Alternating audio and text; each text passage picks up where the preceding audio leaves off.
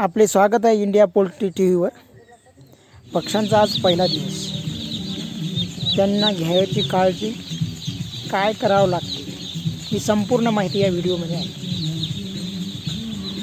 पक्षी येण्या अगोदर आपण शेडमध्ये भुसा टाकून घ्यावा, लाकडाचा भुसा, पेपर आतरून घ्यावा। 3000 पक्ष्यांची माहिती, 50 बाय 30, 30 बाय 50 फूट जागा द्यावी।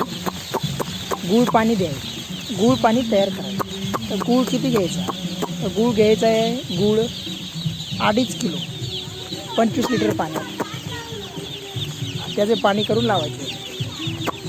खाद्य पेपरवर टाकायचे, पेपर आथरायचे चांगल्या प्रकारे, एकदम भुसा पक्षी खाणार नाही, चांगले राहतील, त्यांच्या पायाला इजा होणार नाही। ब्रूडिंग चांगली करायची आहे, मेन लक्षात ठेवा, ब्रूडिंग चांगली करायची।